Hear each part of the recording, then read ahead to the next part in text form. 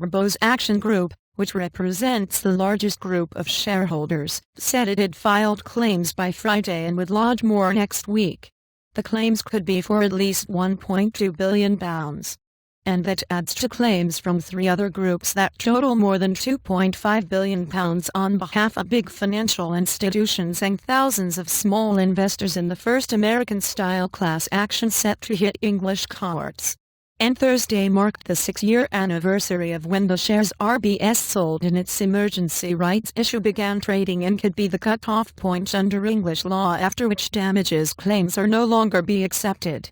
And Fred Goodwin, the former boss of the now state-backed RBS, asked shareholders to stump up £12 billion at the height of the credit crisis to shore up the bank's capital position, which fell dangerously low after it paid top dollar for parts of Dutch peer ABN Amro and lost billions on U.S. credit market assets.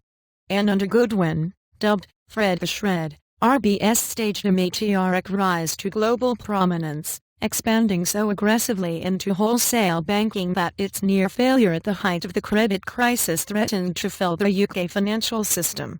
Shareholders lost around 80% of their investments.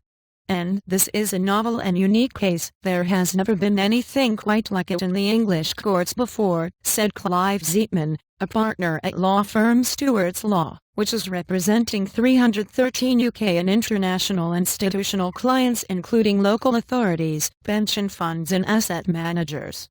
N. Goodwin, alongside former Chairman Tom McKillop and two other former executives, is likely to be called as a key witness if the case goes to trial, although sources said that may not happen until early 2016.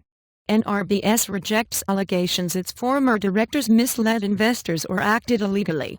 And these things will be set out in court rather than in an early settlement. We have a good defense on this, RBS Chief Executive Ross McEwen said this month. And New Hellman RBS is now being run by a new team and is 80% owned by the government, which was forced to step in with a £45 billion taxpayer-funded bailout. And investors claim RBS failed to disclose how bad its capital position was, that its risk management and controls were fundamentally flawed, and that the integration of ABN Amro business was not going well. And investors represented by Stewart's Law are claiming more than £1.3 billion, while law firm Quinn Emanuel has filed claims on behalf of 5 of the biggest institutions, including top 10 investors at the time Legal & General, Standard Life and Prudential, which are likely to total about £1.2 billion.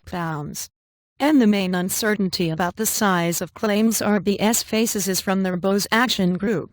The group said it has signed up about 13,500 retail investors and about 100 institutions, and has had a surge in claims in recent weeks as the 6-year deadline has approached.